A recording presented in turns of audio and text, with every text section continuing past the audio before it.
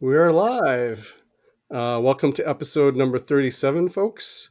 We want to thank last week's guest founder and CEO of Loop, Eric Doty, for sharing with us his impressive journey background in tech. Loop is a live e-commerce streaming platform built for sports card collectors and box breakers. Currently available on iOS and Android in the USA and soon to be in Canada. Please check it out and see what Loop can do for you. Over to you, Amit. Awesome. For those of you who are watching, Kent and I will be at the November version of the Sport Card Expo from November 11th to 14th. It's our first version. It's our Canadian version of the National. It's the first show in almost 2 years. Actually, 2 years. Yeah, actually 2 years. So Kent and I are very excited to be there. We'll be all masked up with all of our cards and trying to price things through muffled masks. We'll see how that works. So please come and check us out. Over to you, Kent. Tonight's guest is a doctor. Yes, our second doctor to be on our show, believe it or not. She's a doctor in sports medicine, more specifically in orthopedics.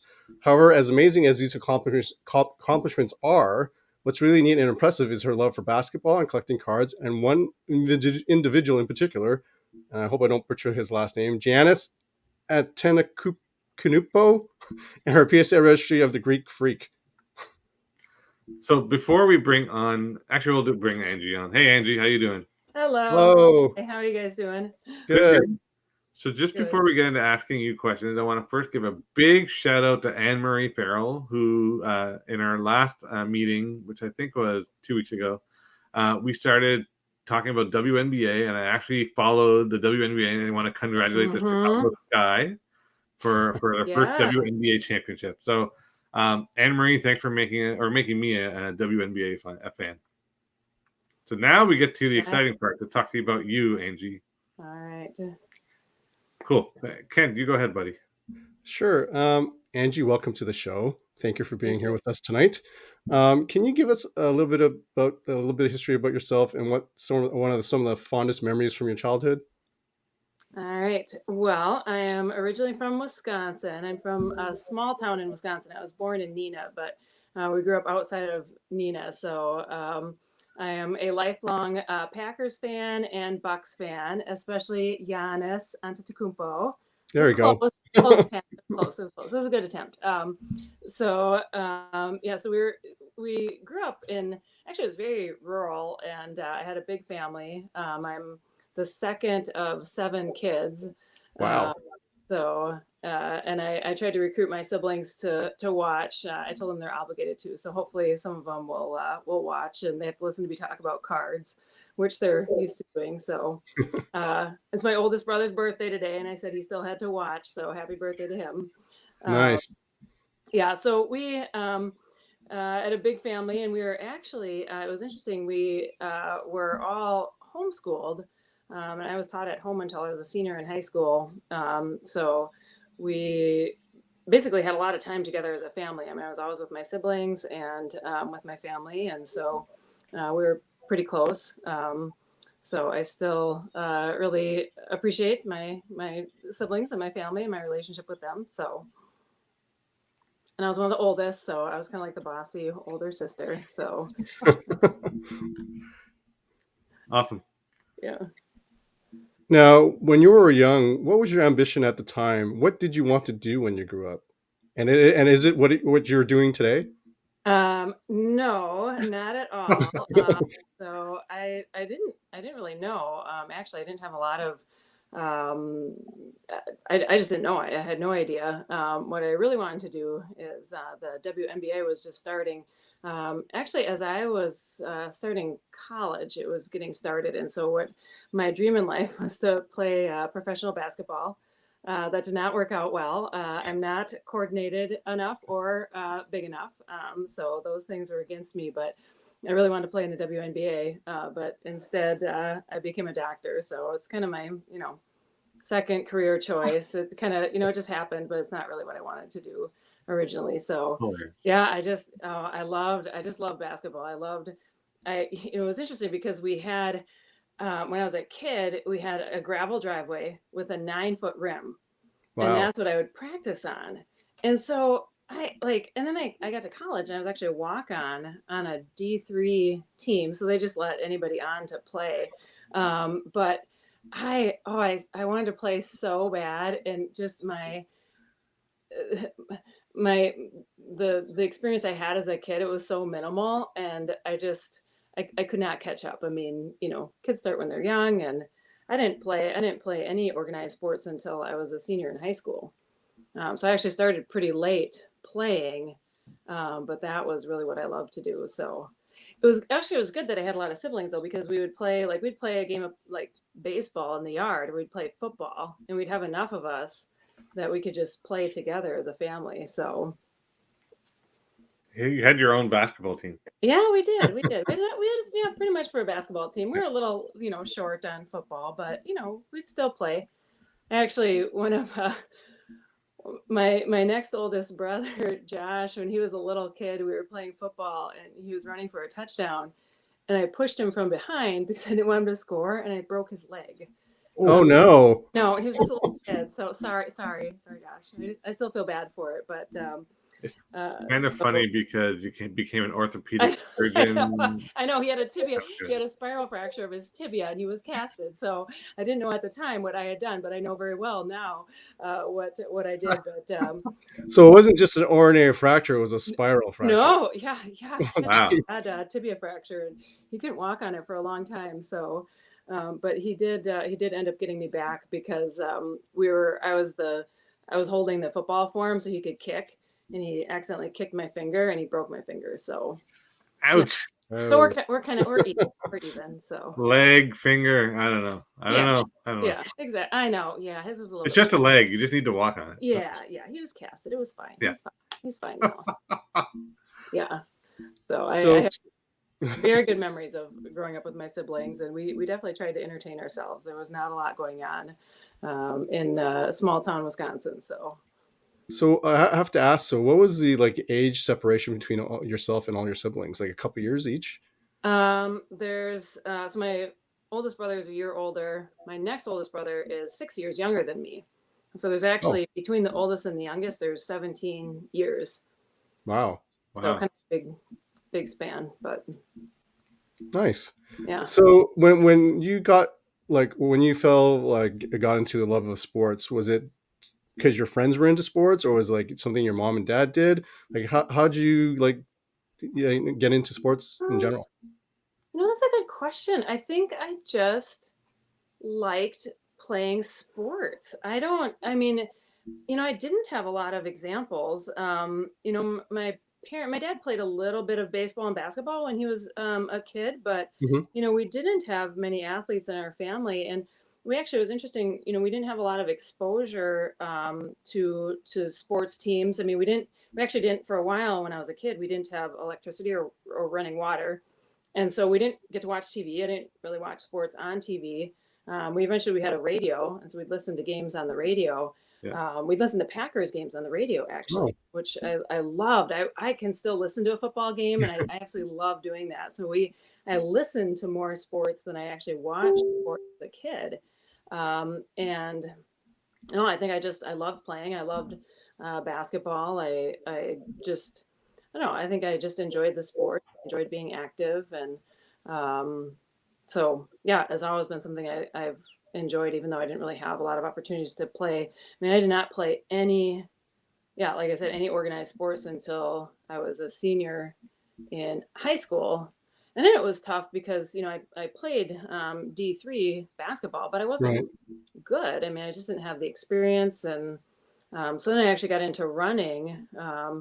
Fortunately, the running coach at my college recruited me.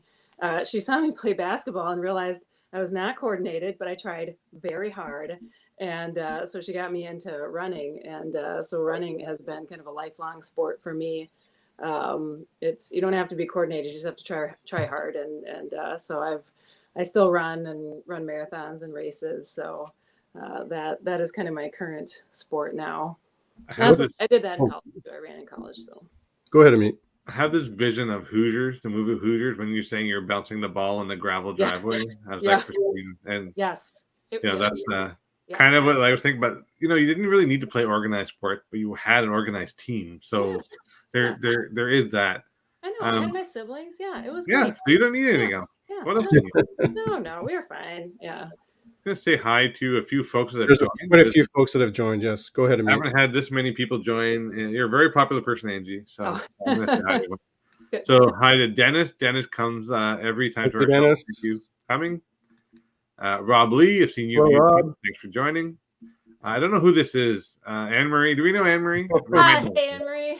He says Angie for president. So again, Anne Marie, thank you very much. Yeah, and thank you. Thanks for getting me on the show. I appreciate it. And we have Casey Schwartz, if I'm saying that nice, right? Yep. And she's saying Dr. Voight. Yes, that's my partner, Casey. Hello. Oh, okay. Awesome. We have Love What You Collect saying she loves you very much. Oh. And Women of the Hobby, this is Sam. So hey, Sam, thanks for joining. Hey, hi, Sam. And it's Casey again. It's just saying happy birthday to Jesse. Oh, yeah, my brother. Oh, okay. Jesse. Yeah. You spelled it wrong. That's okay. And Casey's from WNBA 1997. Yeah. Oh, it keeps going. I'm just going to go. Yeah, it keeps going. I'll just keep going. We have Nordica Stalker saying Angie. Aww. Yeah. Hi, Nordica. And then your brother. This is your brother. Yeah, that's my brother. That's broken leg again. And the same leg in football. Okay. Sorry, Josh. Yeah, sorry about that. I didn't mean. But think about it, Josh. You spurred her career to become in orthopedics. So there you go. Probably that was my first start. So yeah. Yes, Casey, it was an ouch for sure. I'm not sure what this is a reference to. Books. Keep going. You'll see the reference to the books. Casey. Okay, I'll keep going. Josh is talking about Jim Irwin and Max McGee. Oh. Not sure what that is, but that's right, Packers. Talking about learning to play b-ball from a book she took up in a library. No way, really? Yeah. Is that true? Well, it is true, actually, which is probably why I wasn't that good. We didn't have TV, and so we would get books from the library, and so that is how I would learn about things. I mean, I didn't know the rules of basketball, and so I'd check out a book from the library and figure out like how do you do like an inbounds pass, and how should you put your hands on the ball for shooting form. And I mean, you can't like learn from a book and then expect to play. But yes, that is how I like try to check out the rules, and like I try to like make our little court at home to the specifications it was supposed to be. And so yes. Again, another allude to your career, where you have to be that organized. So I see a trend here. This person's not a Packers fan. That's okay. No. I'm a Bills fan, so there you go. Just for everyone. Before you get into that, I want to ask Angie really quickly. So you're still running, as you said. Mm-hmm. So can you let us know what was your favorite marathon and what was your toughest marathon? Favorite marathon, I really I like the Twin Cities Marathon here in Minneapolis and St. Paul. Mm-hmm. They say it's the most beautiful urban marathon, and I really think it is. I mean, it's amazing. It's in the fall. It's just on these you run by the Mississippi River and by the lakes, and it's amazing. You run from downtown Minneapolis into St. Paul, and it's beautiful. People get out and cheer for you. So I love the Twin Cities Marathon. It's also a little bit of a challenging course at the end, so it is hard. I would say that probably Boston was probably the hardest one I ran. Oh. Yeah, and I've run it twice, but once I was not that well trained. It is tough. If you are not ready to run it, it's just, man, the hills at the end. And I mean, it's really, really fun, and it's amazing, and the energy is great. So it's a fun race, but man, it was a hard race. The last time I did it was hot, and it was really, really tough. So what is the record, and how's your timing compared to the record? Oh, the record, like for Boston? The Boston? I mean, the women will run like 2.5 hours. My best marathon time is 2:52. That's still pretty good. That's really good, actually. Yeah, I mean, it was good at the time. That was several years ago. So I ran that at Houston. Houston. Yeah, so it was Houston. Chicago is great. I've run the Grandma's Marathon in Duluth here many times. So that's one of my favorite things to do is take trips and run races. A lot of times my friend Nordic and I will take a trip and run a race, and it's a great way to see a new city and just to go somewhere fun. and you get a different experience because you're out on the streets and you get to see the city, and you just get to experience it a lot more than you would if you weren't running through it. So It's yes, we do also a good way to all get over. to an LCS really quickly. Yeah, yeah. Yes, Yeah. exactly. No. I run to the LCS. Yes, And I for know. those who don't know, LCS is local card shop. Yeah. No, now I start looking wherever I go. You're Oh, right. I do too. Yeah. Even on this is a true story. My wife will kill me. But on our honeymoon, I actually went and looked for a store in North Carolina. I'm like, and okay, we found one. And she was Yeah. like, Oh, really? Yeah, really. I need to go find a present. I need to get you some flowers. So I'm just going to look. Yeah. You just wait here. Yeah. That's what you say. Yes. Although I drove, and I'll be fully honest with you, I'm not a runner. I'm a walker or skater, so I don't run, but I can appreciate those who do. Yeah. I'm sure what you did in 2 hours and 52 minutes will take me 6 weeks and 18 minutes. Um, Fine. That's fine. I'm gonna go back to my questions here. Oh, I see some trash talking in the chat. We'll get to there in a second. Oh, I told him to keep it appropriate, so you don't have to repeat everything that's said. So. Oh, I won't. Don't worry. Oh no! I think it's Yeah. like inside jokes towards you. Okay. Yeah. So it's well, we might as well show it. So there's a Sarah Voight talking about the enjoy the spiral All right, highway, Idaho. Oh, so I ran. So my oldest brother and his wife Sarah, they live in Idaho, and they have this 7 mile. They call it the Spiral Highway, and so you run. It's 7 miles up, and so I ran it. I was there visiting. I was like, oh, I'll just run it up, and then you have to come back down, and I didn't have any water with me, and it was hot, and it was Ooh. so hard. I was dying by the end, but yeah, Oh, it's a very fun place to run, actually. So you get to see places like that. You get to do things like that. And, if I didn't run, I wouldn't have those true. experiences. So yeah, that was rough. Anne Marie, I agree with you.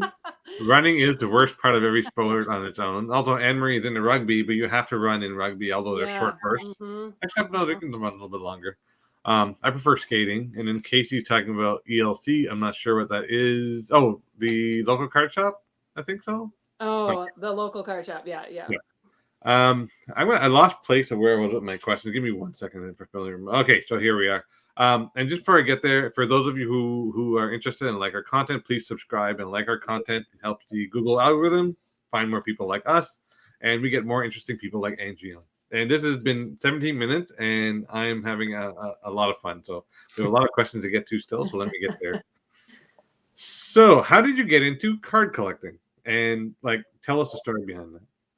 Yeah, so I started collecting as a kid, like a lot of people, and I started in the '90s, so it was kind of the junk wax era. I did fortunately we had a local card shop in New London, Wisconsin, where I grew up, and I was probably the only girl. Like I was just a little, kid, a girl, and I would go in there and I'd buy a pack. And we didn't have a lot of money when I was a kid, so if I could get one pack, in a week or two, if I saved all my money, I could buy maybe one pack of like a 1990s or 91 hoops, and Yeah. so I would open that and look for Jordans. And so I even at that time, I wasn't trying to complete a set. I just had so many cards from the '90s that I would end up with the whole set, and then I'd have duplicates, and I'd shove them all in albums. And so I actually had quite a few cards, but looking back, it was all just junk wax '90s stuff. So I didn't have anything that was all that valuable. But I did it for several years, and then kind of probably through college, I stopped collecting, and even in high school, I didn't collect as much. And then, I kept lugging these like huge bins of cards with me everywhere I went. And I thought, this is something I did as a kid. I probably don't need to keep these. I should just sell them. So I ended up selling my whole collection on Craigslist for $50, and I'm sure someone was happy to get it. And I sold all the Jordans. I should have kept at least a few that I pack pulled, but again, they weren't in great condition. So I just sold the collection. And then I kind of forgot about collecting until, a couple of years ago, in the last 5 years. But I don't know. I think I just I liked organizing the cards. It's the same thing I do now. Like I'll just sit and organize my cards and put them in sets and look at them. And I love that. we've established a trend where you're very organized and meticulous. So I see that coming through. I bet when you opened up cards, you did it properly.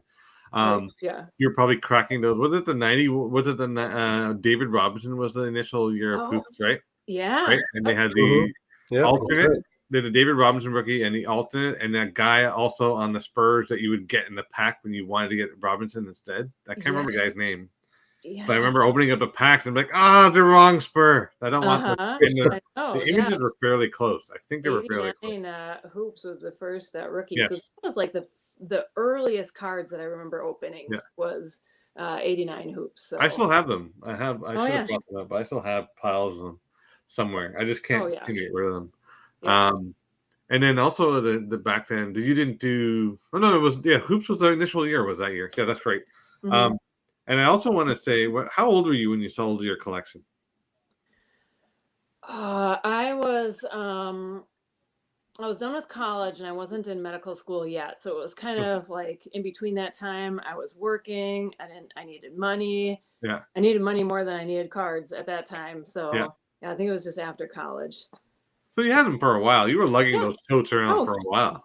And there are a lot of them. Yes, I did love. I wish I still had them, but I honestly think that at this point, I probably have every single card that I had as a kid. So probably and in high condition, which we'll get to soon. Yes. So I have an error in my question here because you said you're from Wisconsin, but you're in Minnesota now. So I said you're a proud Minnesotan. Are you now a proud Minnesotan and also a proud Wisconsin?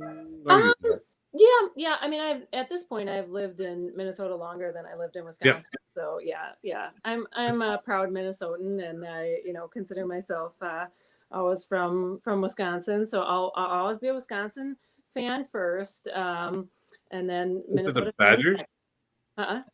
What's the team? The Wisconsin. The college team is the Badgers. Yeah. The Badgers, right? And then you're a T-Wolves fan, right? So you're a season ticket holder for the T-Wolves. Mm-hmm. And after we last chatted, I started looking at all the players that play on the T-Wolves. I only mentioned to you Stephon Marbury, but you had Christian Laettner, who I hated with passion. When Duke was winning with Christian Laettner and I can't remember the other guy's name. I did not like those guys. But you had Andrew Wiggins, who's a Canadian. Mm-hmm. He was on the T-Wolves. Yep. How are you still loyal to that team after all its up and downs? Well, so the interesting thing is that I didn't really follow. So during that time, when all those players played, I was more of actually a Chicago Bulls fan because I liked Michael Jordan. And so I became a Timberwolves fan a little bit later. My partner loves the Timberwolves and has been a lifelong Timberwolves fan, and kind of got me started on, going to the Wolves games and really appreciating the team. And, and I like Garnett and I have some rookie cards and, I collect some, but I was kind of a later fan to the Timberwolves. And then we got season tickets for a year. And so we went to a lot of games. And we already have like a bunch of games we're going to go to this year. We miss going to games, and I'm happy that we're able to again. So I love the Wolves. I love going, especially if they're playing a team like the Bucks. Then I'm super happy. But we also get to see the Timberwolves. So I like the Wolves. I mean, they're not that good. They don't win that much, but every year it's like you have a little bit of hope, and you think that they might do better this year. And so yeah, I'm definitely a Wolves fan. But only after first cheering for my Wisconsin teams, then I can be a Wolves fan. So what if the Wisconsin team was playing the Bucks? What would happen then? If that ever happened, if it was ever possible, and you had to choose between Wisconsin teams or the Bucks, what would you do? Oh, Wisconsin teams or the Bucks? Yes. Well, you mean or the Wolves? He means the Wolves. Sorry, Wolves. Milwaukee's the Wolves. Yeah, Wisconsin. Nope. Yeah. Okay. Yep. So your true loyalty is she's a proud person from Wisconsin. Yes, it is. It is. Minnesota is definitely my second loyalty. So yes, I'm for sure first to Wisconsin. So especially the Packers too. I mean, we were such a Packers. Right. Green Bay, right? Yeah. The Green Bay Packers. So, which is amazing. I mean, they're such a small town and they have such a loyal fan base. And my grandma actually got me into the Packers as well. Like she's the biggest fan. Yeah, she just turned 90, and we made a green and gold cake for her for the Packers colors, with 90 Oh, cans. that's cool. Yeah, she was like diehard Packers fan. So you cannot, like, you have to be a lifelong Packers fan. Does And she have a cheese head? oh yeah, yeah. Now, do either of you have any of those Green Bay shares? No, I don't Oh, have shares. I did actually just sign up. I don't know why I waited so long, but I'm on the list to get season tickets. But there's like almost 140,000 people on the wait list. list, yeah. Yeah, so probably not in my lifetime. That's So it's like not. me with the Maple Leafs. I'm on that list, but I'm not getting Oh, there anytime you're soon. never gonna get. Yeah, No, no. no. I mean, it's insane. Hockey's a whole different Yeah, situation up here. yeah, yeah. So Dennis wants to say he loves your background, that all your slab cards. So Dennis, there you go. Thank you. And your brother is back at it. So he's basically saying he's a T Wolves fan. You're a T Wolves fan only because. Oh, So that's possible. Yeah. I'm gonna stay out of family squabbles. Okay. So I'll let you guys handle that. And Kent, it's up to you now. Thanks. So Angie, you're a doctor of sports medicine, orthopedics. Now, Hmm. sports has and continues to be a central theme in your life. Can you share with us and our audience how it felt for you to get your degree in sports medicine and becoming a doctor in the field of sports? Hmm. Well, I didn't. It's not something that I knew I wanted to do when I was young. It wasn't anything that I actually didn't even know much about it. So I when I went to college, I was actually a psychology major. Really not knowing what I wanted to do, and then I had actually the coach, the running coach, was very influential in just saying, "Hey, you really like sports. You would probably like orthopedics. You should consider doing this." And I was like, oh, that's true. It sounds interesting. And so I really started learning about it when I was almost done with college. So I ended up going to college for a little bit longer and doing all the pre-med prereqs. And then I had to go through like studying for the MCAT and doing all the applications. And so I really started late in the process. So, and the first time I applied to medical school, I didn't get in, and I went and asked, I talked to them in the office. I said, well, why didn't I get in? And they said, well, you've done all these different things, but, do you really know that you want to go into medicine? You have no experience in medicine. And I was like, oh, yeah, that's fair. That's true. Like, no, I don't really know. I just thought I'd try it. And, my coach told me I'd like it. So I'm just trying it. And so I actually went back and I worked for a while in a hospital and worked doing some different kind of drawing blood, being a phlebotomist, doing some patient care, like all these random things. And then I applied again and I got into medical school. And so even at that time, I didn't know that I wanted to do orthopedics, but it was kind of something that I had thought, I wanted to do sports medicine, but it was a field that was just getting started. Hmm. I was in medical school because it was either you do orthopedic surgery or you don't do orthopedics. And so sports medicine is really a nice in between because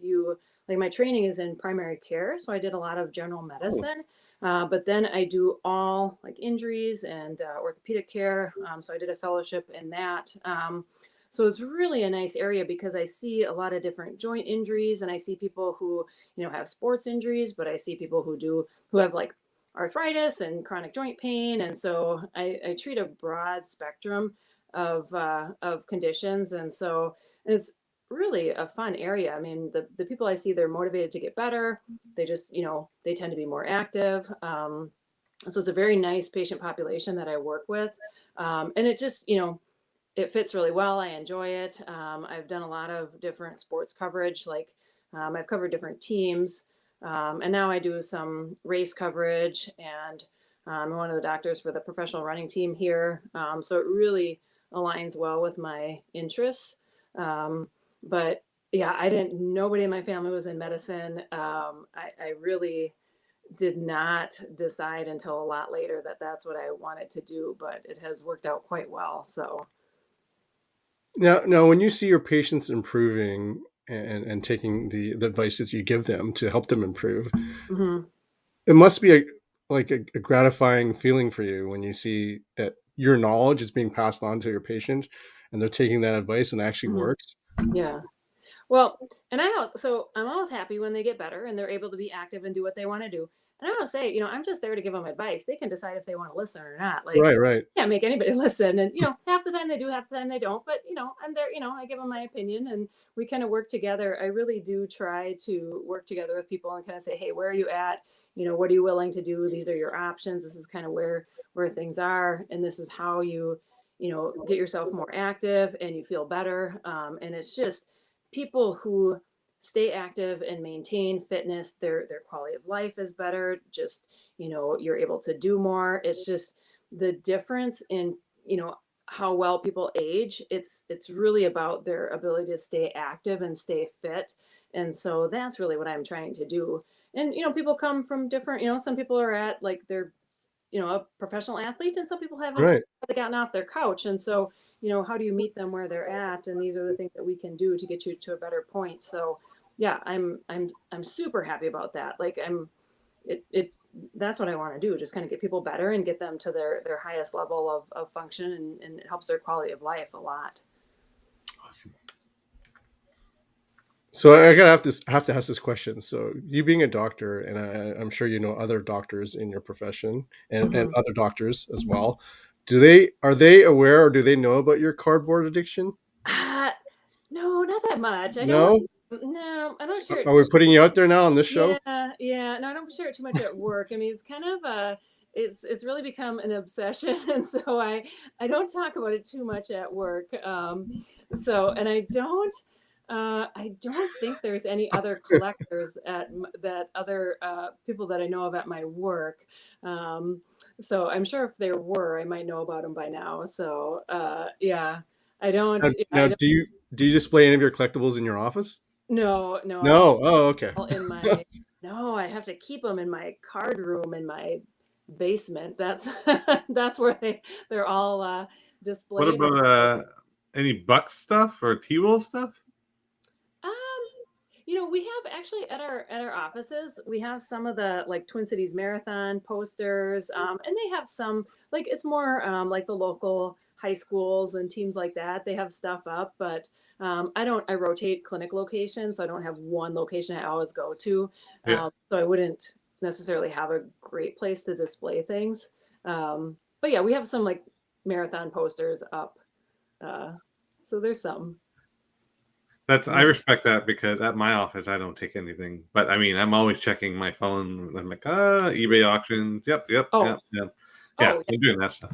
Oh, that's hey, you can quickly check eBay in between patients. I mean, that's fine.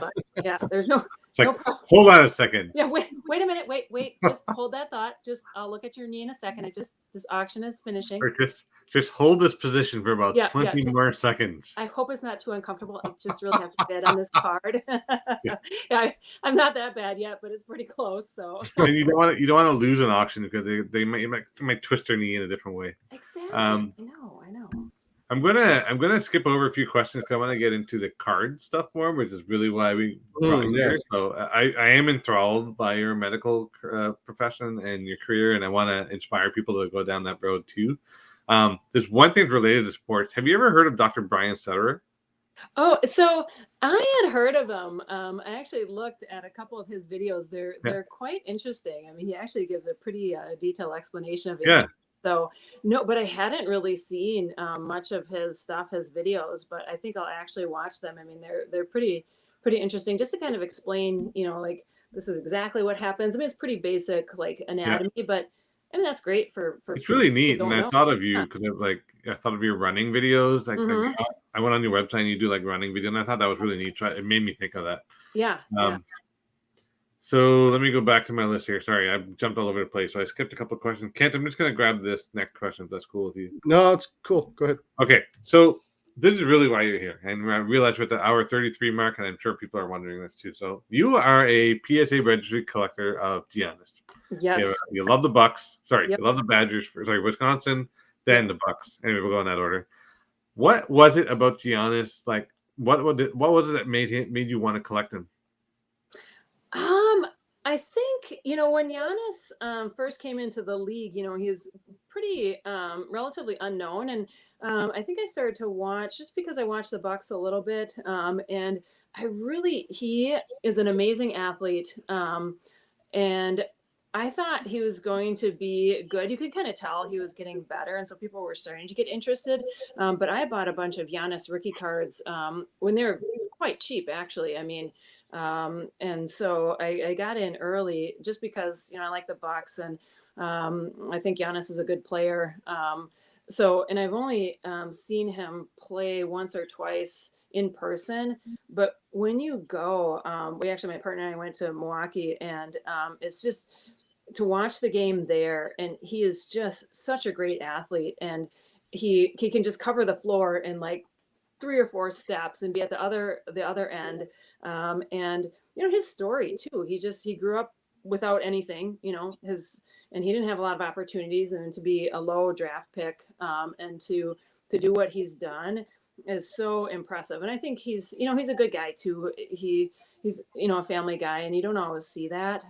So I think he's an awesome person, an awesome player, and he's really fun to watch. And then I got into collecting his stuff, and then being on the PSA registry, then I want to have like the biggest set of Giannis, and so then I just keep collecting and trying to get more. So before we go any further, I thought it was a cool story, and it's very much relevant to card collecting. So you were out of it, you came back into it. Mm-hmm. What got you back into it? If you want to share that story, what got you back into collecting cards? Yeah, so I my partner and I, our son, he's 14, and when we were first together, so he was a little bit younger. This is a couple years ago, and I was trying to find like things that we could do to bond, and we were in he likes sports, and he's into soccer. But we were in Target one day, and they actually had retail cards available, which they don't now. We walked by, and I was like, oh, here's some football cards. I was like, hey, I have not bought any cards in years, probably 20 years. I said, hey, let's get some football cards and like open these packs and see what we can get. And so, we opened the packs, and I was like, oh, that's really fun. And so then we go back to Target, and, every time we went, actually find cards. And so we just opened some packs together, and, he's like, oh yeah, that's kind of cool. And I was like, oh my gosh, I love this. This is what I love doing. And so it went from like a couple packs at Target to, then I started buying more, and I started looking at eBay, and I started, collecting Jordan again, like I did when I was a kid. And it went, and I still have some football, but it kind of got back to my love of basketball cards. And it went, now this is 5 years ago. So it went from like a pack at Target to a whole room of cards very quickly. Cam still appreciates my collection. He does not collect sports cards. He likes some Pokemon, so we'll collect a little bit of Pokemon together. Yeah, it really just kind of reminded me of how much I loved collecting, and so it completely got me back into collecting. How cool is that if your mom collected cards? If my mom collected cards, I'd walk around like the coolest kid on the block. Like, my mom collects cards. Yeah. And the fact that you're a runner, so not only running for LCS, which there are not that many these days, she's running Targets, Walmart, whatever may have you. So you have your eye on the prize. So I think that's really cool, and I think that's really neat that you got your partner and your son, or your brother and your son. Yeah. So I thought that was really cool. Just before we get into the next question, let's kind of see what we have in questions here. Okay, so your brother's, I think let's see, he's Packers shorts in Minnesota Dome. He so you can run in the winter. They open up the dome, the Vikings stadium, so that you can run inside, just because it's so awful to run outside here. And so I wear my like Packers running shorts. I have Packers running shorts and shoes and like a whole outfit. And so I wear my Packers outfit in the Minnesota Vikings dome when we run inside. So yeah. Wow, that's not blasphemous. Anyway, I mean, they still let me in the door. True. Yeah. They probably can't catch you when you start running anyway. Yeah. So Rachel says, hi, Angie. Oh, hi, Rachel. And we have Sarah saying, your brother's glad for your profession. Work-related injuries are the worst. Yeah. Josh says, you have an eye for talent. That's how she picked out Giannis as an underdog. I would agree. And Casey says more and more and more. I'm not sure what that's relative to, but I'll... Sorry, I mean, I wanted to show this one too. So our regular viewer, Dennis, he said he loves the background, Doc. Thank you. Yep, those are all. A lot of those are base Jordan cards, PSA graded Jordan cards. I have almost all of the base cards Yeah. graded PSA 9 or 10. I still have a couple that I'm looking for. So, thank Great you. segue. So this is an awesome segue. I'll grab the registry question, and you can get into the Pete question. Yeah, for sure.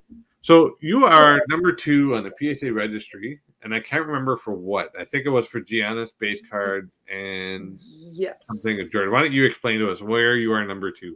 Yeah. So for the Giannis Antetokounmpo, they have, so PSA has different sets. They have the basic set, which is just the kind of base card for each year. For Giannis, that's the hoops base set. So I have all of those. I'm tied for number 1 for the Giannis basic set on the PSA registry, and then for the Giannis like master set, which is just over 1,200 cards, I'm number 2 for that. But that is, I mean, I think the PSA registry, it's people who really collect and keep the cards. People who kind of buy and sell. It's like you don't have them on, you don't keep them long enough to put them on the registry and keep them on. And so all the Honest cards that I have, if it's not a duplicate, I'm going to keep it and have it as part of my set, and I register it on the PSA registry. So I'm number 2 for the Giannis like master set. So I have a ways to go on that one. And then I have a big, probably the Michael Jordan, like master set is my biggest set. I have 5, I think it's getting close to 600 PSA graded Michael Jordan cards. Wow. And then I have like a Hall of Fame set. I have the 1972 Icy Bear set. I have like a Luka Doncic rookie set. I have, not a ton, but I do, I really like putting my cards on the registry, so I can kind of see what I have and try to fill the sets. Let's see, so we have some cool questions coming up. We'll get there in a second.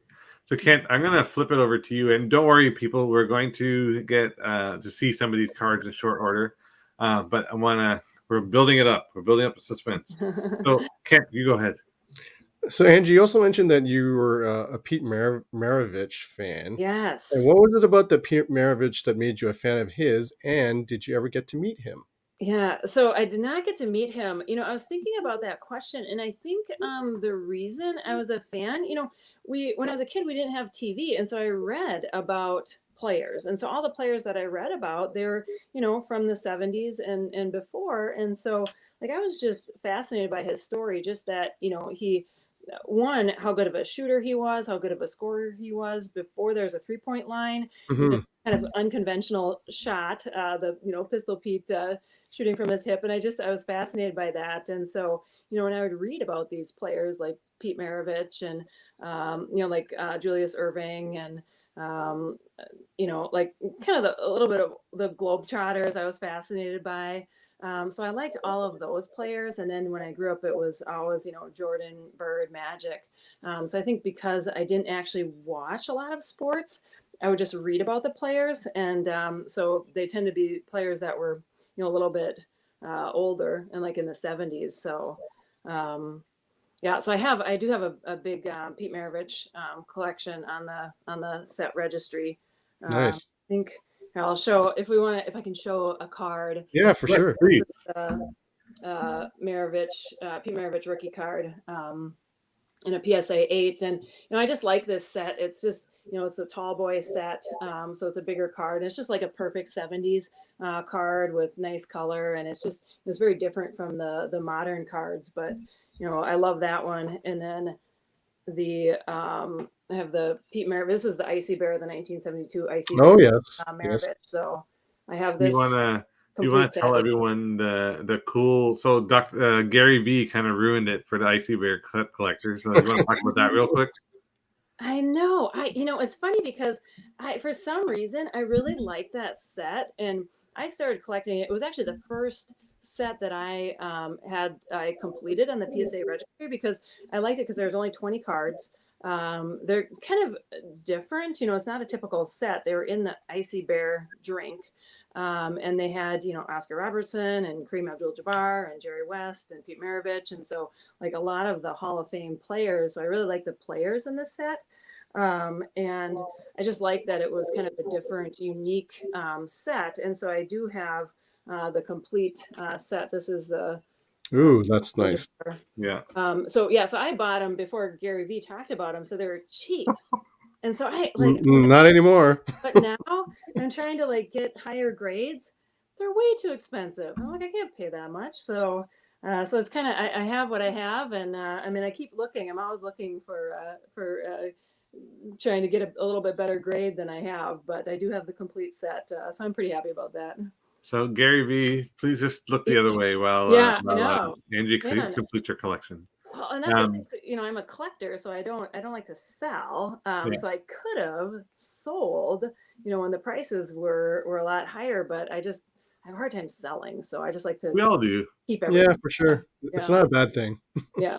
Oh, trust me, I've got cards that I've got a PC to box I have no business owning. So Yeah, you guys have some nice cards. Yeah, you have some very nice cards.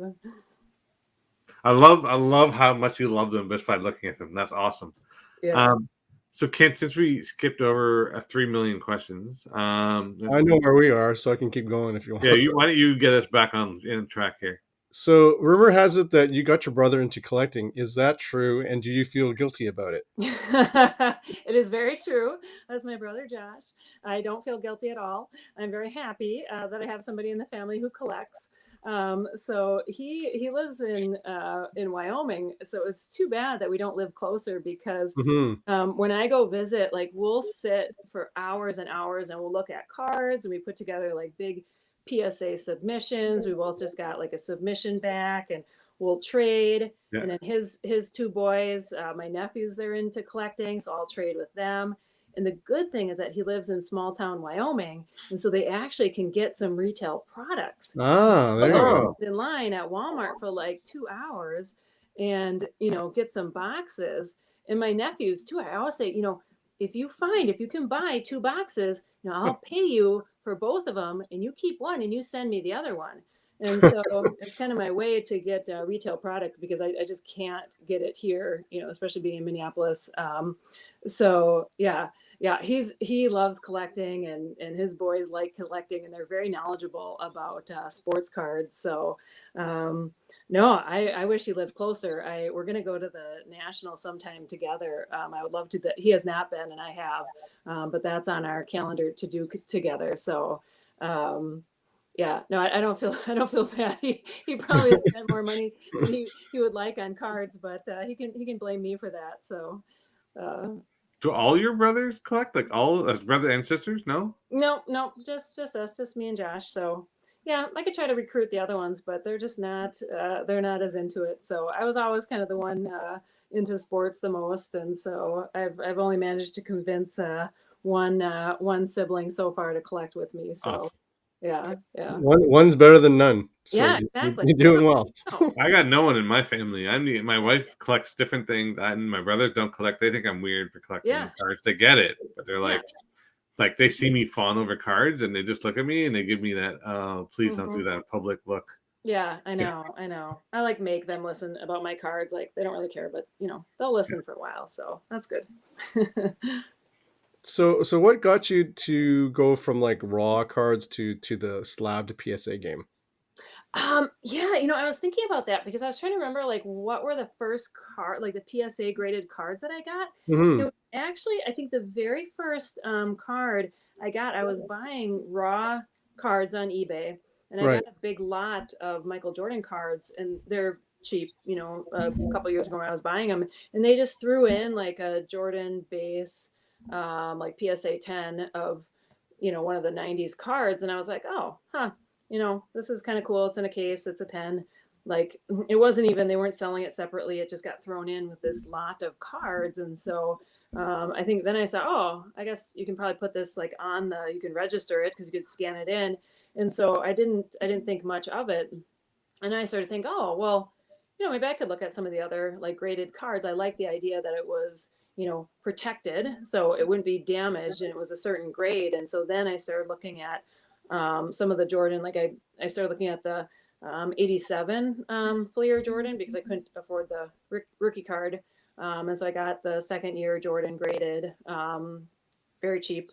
And then I started looking for like other Jordan cards, and I really looked for like the Hall of Fame players, because that's what I knew growing up. And so then I got that the 72 Icy Bear set, and so it just kind of kept going from there. So I really started with some of the older cards and Hall of Fame players, way before I collected any modern players at all. So and I got a Jordan rookie. I don't know why I didn't buy. They're so cheap. When I was, this is 5 years ago. Yeah. Yeah, I It's mean, relative though, right? Because I when know. you're a little girl, they were even cheaper, right? So you're Oh, like, oh, yeah. Well, and yeah, then I when know. you're in your like, sorry, go ahead. Well, exactly. Because when you're a kid, you can buy like a pack and you're super happy. But then I realized, I'm like, oh, I can actually afford to buy more cards if I want. And it was like a realization. I was like, oh, huh, I don't have to wait a week to buy like a pack. Yeah, My partner probably wishes I would wait a week to buy something, but you can buy you something if you know, want. Yeah. it's crazy, and I do this. I kid you not. Like, let's say I'm doing a mortgage payment, I'll be like, oh, that could get me this card, and I'm like, Yeah. did I just equate my mortgage payment to a card I could pick up? Oh, that's a good way to think of it. Those are some nice cards. I'd only have to skip a couple payments and I'd Yeah, have some really nice cards. That's a see, great idea. it That's a worked great, out really well. And like, thanks. so Yeah. yeah, you equate your paycheck into like how many cards you can buy. Yeah. Yes, I Hmm. am sick. I get it. It's a good way to think of things. Go ahead, Kent. Angie, can you share with us some of your favorite Jordan and Giannis cards if you have them handy? Yes. So my Jordan cards, probably, I really love the 1990s inserts. And so probably the most recent insert I picked up at the National Let me, was and the I'm gonna try something, so hopefully this okay. works. I was trying No. myself, but I think I have to just move her There screen you over. go. There we go. There we go. Yeah, so the soul of the game. Yeah. So I just like I like the color of the card. It's a beautiful card. So I just picked this one up at the National. And then like I always love the Scoring Kings. Ooh, that's a nice one. I like Yeah, that one. insert. So I have that one. This one, the high voltage. I sent that one in to PSA myself. I bought that one raw, Yeah. and sent it in. It's a 9, so I was pretty happy about that. So I love the inserts. I think they're just beautiful cards, and you know, some of my favorite ones. I never had any of those cards as a kid, so I love those inserts. I think my favorite Jordan is probably this. So it's a No, that's nice. 1985 And that's a sticker, right? Yeah, Duo. yeah. Yes, as a sticker. And so these were in vending machines. So you could get a sticker out of a vending machine, and that the kids would just peel them off and stick them on their, whatever, on a folder. And so there's just not that many in good condition. So this is an 8. And I think there's only like maybe 9 higher Wow. grade.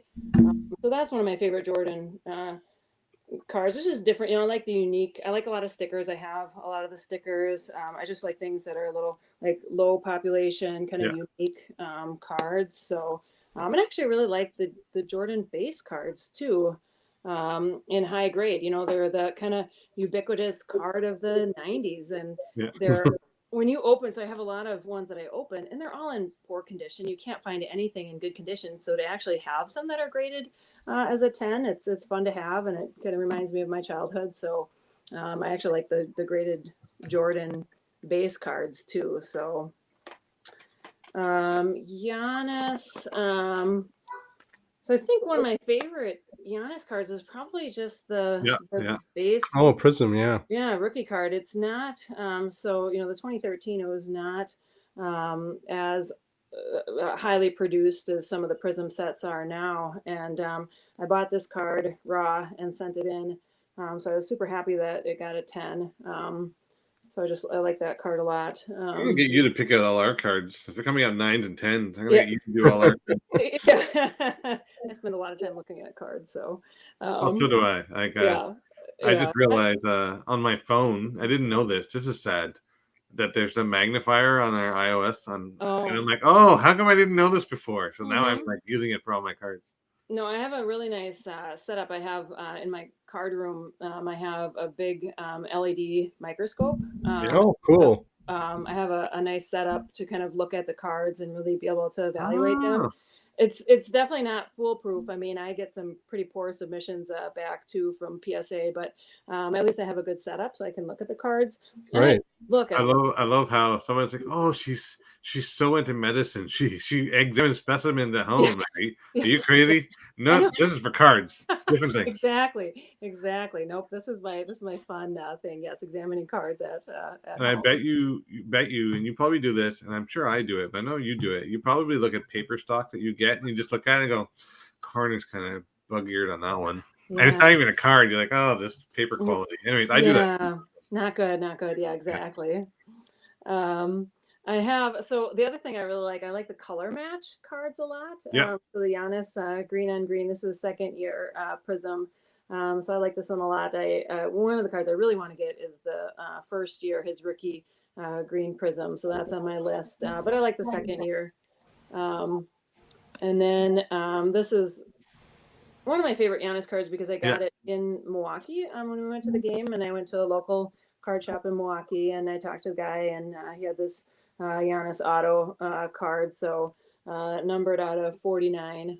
So I just like it that it was in Milwaukee. Yeah, it's green too. Yeah, green on green. So I have a lot of those. The gold is really sharp on that, actually. That's the gold crown on the green. Yeah, that's a good color combo. Yeah. Now, when you got that card, was it already slabbed, or did you send that in? No, this one was. Oh, slabbed. Okay. Yeah. So I mean, I buy a lot that are already slabbed, and I send a lot too. You know, now that the PSA costs are so high, I'm trying to buy more slabbed. But I still, my favorite thing is to just look at cards and get them ready to send in. So I have a big stack. I'm kind of waiting out PSA to lower their prices. Right. Yeah, I think we all are. Yeah. So I have a bunch. I have a big stack with Kent as well. Kent and I use Kent. Kent has the eye of. He's got that eagle eye. He can spot things that I can't see. Probably not as good as Angie's though, but I'm not bad. No, we don't have a microscope though. That's bringing your A game, Angie. Yeah, get yourself. It helps. You gotta. I can't see. I can have my microscope so I can see. So I have so much respect for that. Like I'm looking. I was just telling you how cool my phone is, and you're like, I have a microscope. Okay. So what's going on over here?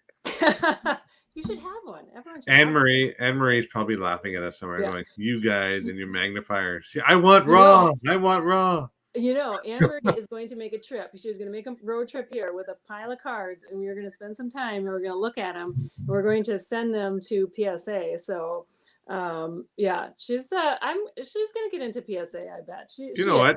She has some cool things going on. So I want to do a show reveal of when you guys get that lot back.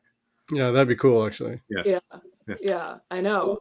We're gonna have a lot to send. So that's Sure, we had some people saying things here, and I completely glossed over it. Let me go back and. So you guys start off with yeah. So Casey Schwartz says cards and yay. So yes, we agree. Nordica Stalker says you have a side hustle now evaluating people collections. Well, so I like looking at cards so much that if there are random people who have cards that need to be, looked at, I will go and look at them with them. So yeah, she has some friends. Yeah, I do the same.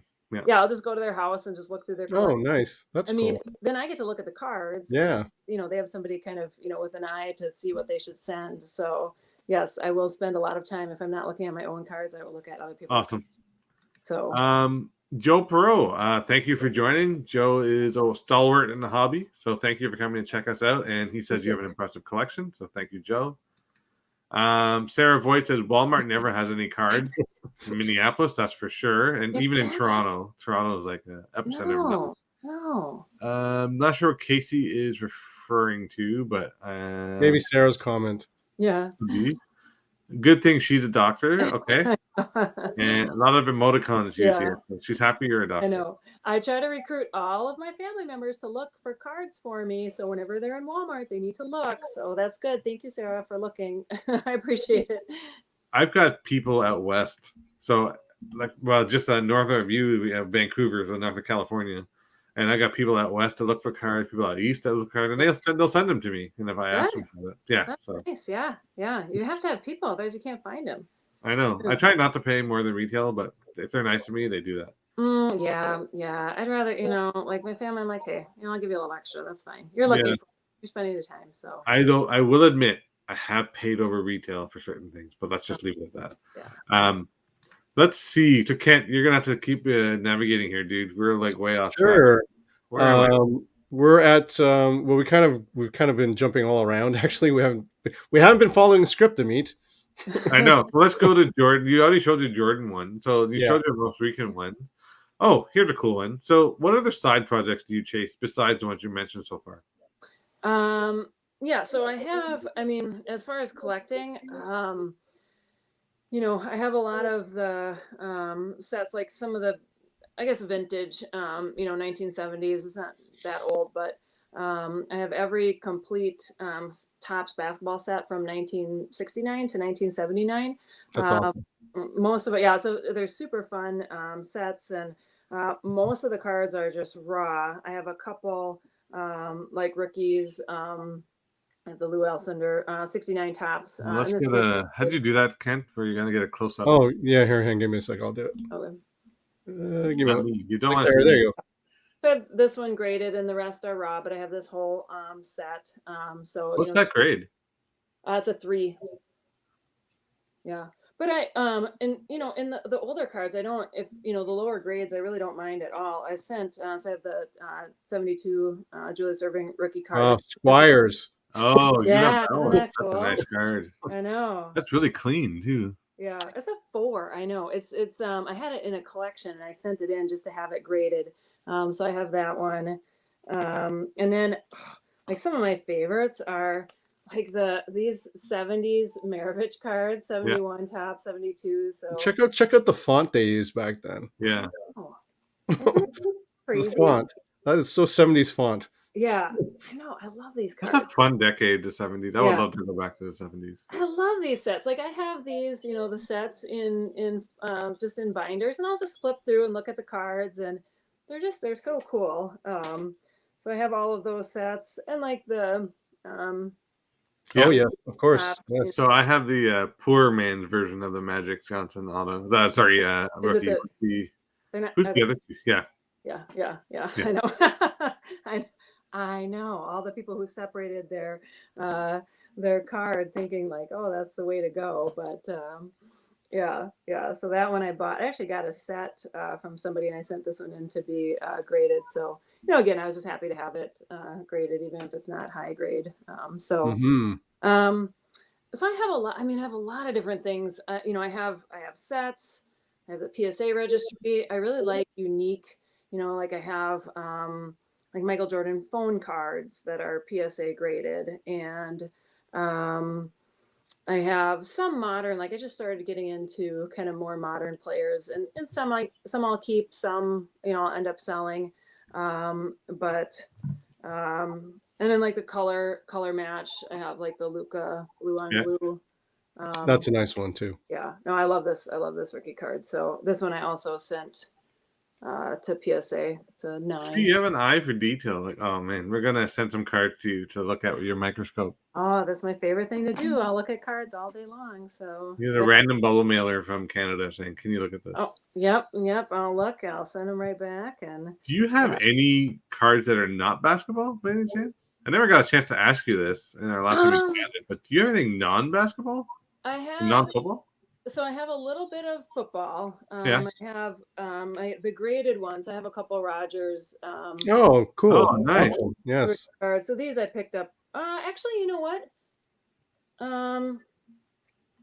This one was already graded. I did send some Rogers in to be graded kind of early on. It was actually my first PSA submission was football. So I have a couple Rogers graded cards. So I have a little bit of football. Not much. Not much hockey. I send a lot of my hockey to my nephew.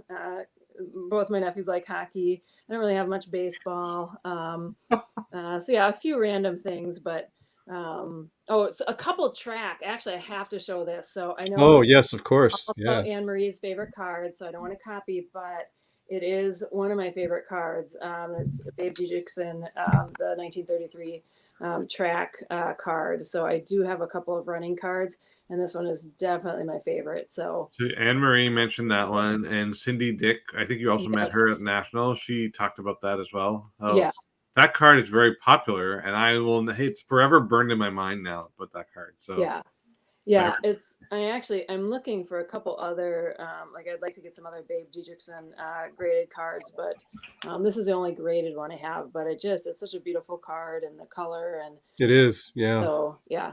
So I love that one. so you do have something you do collect, which we haven't touched on. So I just wanted to see if you bring it up, but I'm going to bring it up for you. You also collect unopened wax. Yes.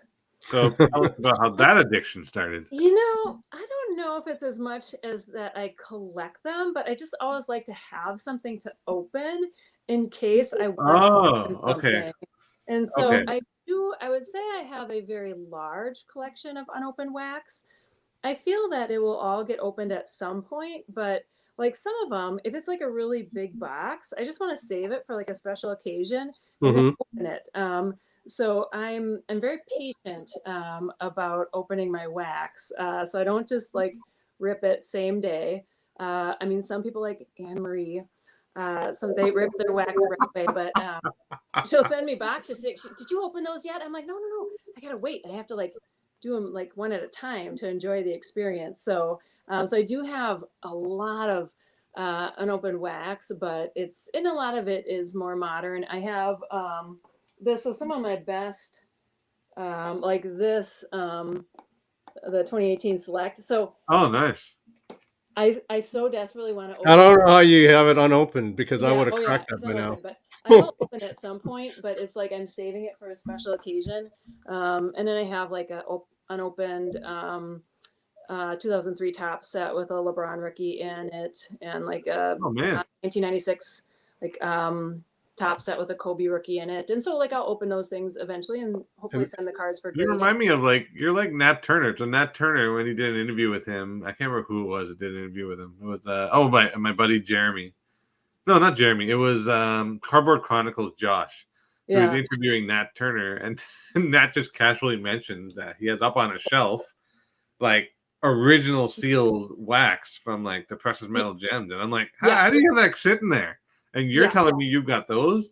I've Yeah. got No. a hockey version of metal downstairs, which I'm dying to Mm. get into. Meat. The force is strong in this one. She has the willpower No, of not opening no, stuff. Nat Very Turner. good. You know what? Like, So they say it's the 7 habits of highly effective habits of successful people. I think we're learning something. So patience is oh a virtue. no, man! If I had that precious metals, I'd be opening that. I would not be able to sit on that. Are you So sure about that? I don't I, know. I think you could I sit don't on know. I I don't might know. wait for like a special occasion. It would probably sit for a little while and then I'd eventually open it. But yeah, I don't have anything big like that. Like that Select is probably my best unopened box. I mean, I just have a lot. I have like a whole bunch from the 90s. So I just bought a whole bunch of boxes. So if I want to like go look for Jordan cards, like I'll just open a box and look for some, just Jordan base cards or something like that. So it's just fun to do. And yeah, I really like ripping wax. So eventually my large stash will probably get opened, but I just keep adding to it. So I do have quite a bit of unopened. Much respect for that. I mean, you should go to the message board because Anne Marie got lit up. Let's Got lit up. see. We got Anne Marie. So Anne Marie saying you have a way better condition. That's your track card that you were showing. Yeah. Oh yeah. Josh is asking who should be looking for in hockey. Oh, this is my forte. Yeah, So that's a question for you. So Alexis Lafreniere is probably the big one. You have Quentin Byfield. There's a lot. Just tell me what year you're looking for. Hockey's my jam. So Yeah. I'm a rare fish in this pond. I mean, who's the guy? Is it the Russian guy in Minnesota, or am I thinking Dallas? Kaprizov in Minnesota. Yeah, there you go. Which is actually for those Minnesotans out there, Kaprizov for sure. Mm-hmm. So Josh, you can message me anytime, and I can help you with that collection. Yeah, and tell you see, who to he pick. probably will. He's got it because I don't know anything about hockey. So Anne-Marie. Anne Marie is stoking the fire here. She says this show is reason enough to open up a few packs. I'm not going to put any peer pressure. However, we both know Anne Marie has a way with words, so she's very influential and powerful. She now wants to say open it now. Yeah, I know.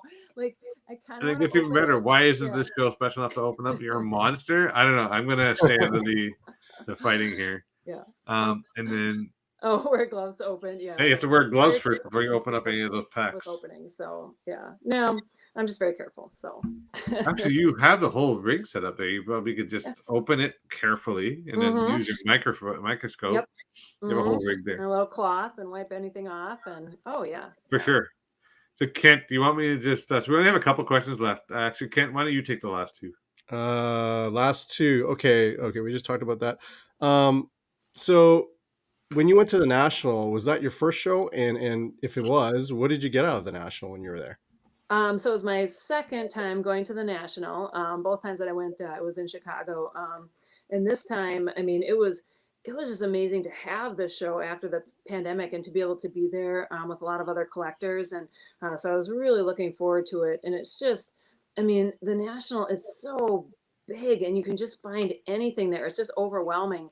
But this year, when I went the first time, it was just kind of to experience it and I didn't really know, what it would be like. And so I think I was just kind of overwhelmed with the amount of cards there. So this time I went ready to buy more cards. I did not buy nearly enough the first year. So I went looking for cards. And so I was able to get a lot more cards this year. And then it was also so nice because it was the first time I met like Anne Marie and I met like other women collectors, and we had this great group where we all got together and we kind of got to talk and we got to know each other and hear about what other women in the hobby collect. And so it was so amazing to actually like meet other people and to still have those connections. And I feel like I've really made some good friends from that experience.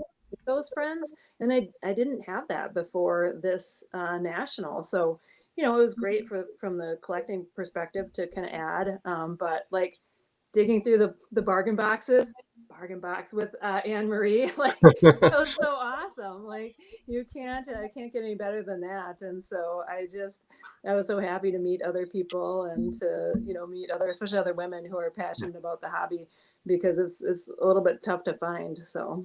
But Anne Marie said something. She helped us realize they're there. All the women collectors are there. They just don't happen to go to National. They're there, so respect that they're there, right? Yep. Although I would die to go to a National with Anne Marie with the ad-libbing and just the dry humor. Like I would, Anne Marie. I think you don't realize how funny you are. You're actually hilarious. So, oh man, she was hilarious. I just she'd be just chatting up with people next to us, and I'm like, you're very uncomfortable, and it was hilarious every time. So I hope to run into all of you at some point, but you guys, have you been to the National here? I have not. No, we haven't. The only reason I haven't only haven't gone to one is I do not want to go to the National without money. Yeah. Let's just say that. I do like to go there to window shop would be like I would drive myself. That'd be torture. Yeah. No, you got to be ready to So when I'm ready and I have my bank set up and everything and enough money to go and enjoy, I'll do it. Well, just get payment a couple times. You already know what to do. You save that money, don't pay the bills, and then you spend on cards. I don't need the mortgage payment. No. The bank can come take my house. Yeah. So we're going to ask you our favorite question. Actually, before you do that, I want to ask Angie one quick thing. You go ahead. Now, behind your right shoulder, is that a Michael Jordan rookie I spy? Yes. This is awesome. The 86 Fleer Jordan rookie. It is a 9. Wow, that's awesome. Sticker up there too, if you can see that. I think there's most of the Fleer Jordans up there. So good spot. Yes, it is. How did you see that, Kent? This is why I take cards to you to grade. Yeah, see? you can probably tell the grade from way back there too. Yeah. Yeah, And also, can you share with our audience what's behind your left shoulder? What is that collage of? Oh, so it's if you can see it, so it is it's just a display case of PSA graded Jordans. Jordans, And nice. there's a couple raw, but it's pretty much the whole graded base set of Jordans. So I also have that on the PSA registry. So I have a couple different displays up on the wall too. So awesome. Awesome. Thank you for that. yeah, of course. Man, if I had a display case, anyway, let's not go there. All right, you meet. So the last question, which is my favorite question and Kent's favorite question, is, and what the whole show is about inspiration. So, Angie, before I get there, I want to say to any other collectors out there that hear Angie's story, she came from nothing, just like Giannis, into something. A doctor following her passions and dreams. It means that you can achieve your dreams too. She's collecting cards. Gary Vee looked the other way whenever she's collecting what she wants, but she's an inspiration to us all. So I'm really glad that we have met you and you become a part of our hobby friend. Hobby friend. I would like you to be a Thank hockey you. friend, hobby friend, and I'm really fortunate. We're really fortunate to have met you. So, and we'll continue chatting in the future as well. Yeah. So, the question we like to ask all of our guests: what inspires you, Angie? Yeah, I think there's a few things that inspire me. I mean, one, just thinking about like my work and in life is Mhm. trying to be, trying to be kind and to take care of people where they're at. I mean, that's what I try to do best in my work and just listen to people and to kind of to be there and to try to do the best that I can to take care of them and make their life better and then just to really have I think I'm inspired by having uh, gratitude in life. Like I'm just so lucky that I get to have this hobby. Like who gets to, I get to spend my free time looking at cards. And if my biggest problem in life is where I rank on the PSA set registry, like I have a pretty awesome life, and I'm so happy about that. And I'm so grateful. And I think especially coming from not having a lot, and we didn't growing up, and but I have, I have my family and I have, a great job and life and, my partner and our kids. And we have so much and I'm so grateful for that. And, this hobby is just something that I'm also super grateful for. I mean, I love it. It's so much fun. I can spend hours doing it. It brings me so much joy. And I think I'm just so appreciative that I'm able to do it and also to help other people, to help them enjoy the hobby and to, get what they want for their collections. I mean, I think actually Anne Marie does a fantastic job of that, and I really appreciate that. She's always like, "Hey, what do you need?" And we just send stuff back and forth to each other. Like it's about taking care of other people and being kind, and what do you need for you to be happy and to kind of have joy in that, and then to be grateful for what you have and being able to share that. So. That's an awesome answer, and thank you for that. And also, if Anne Marie's playing rugby and she gets injured, she knows where to go. Yeah, exactly. I know. I'll take care of it. I hope so, Anne Marie, we all love you, and Angie, thank you very much. Yes, thank you, Angie. We're going to end the show, so but hang out there. Well, you can just hang out in the back room there. We're just going to say bye to everyone and then end the show. But again, thank you so much. This was an awesome chat. And Anne Marie, you're the reason that we got a chance to talk to Angie. So thank you very much for being you. Yep. So thanks, guys. have a good one, folks. Have a good one. Have a good night.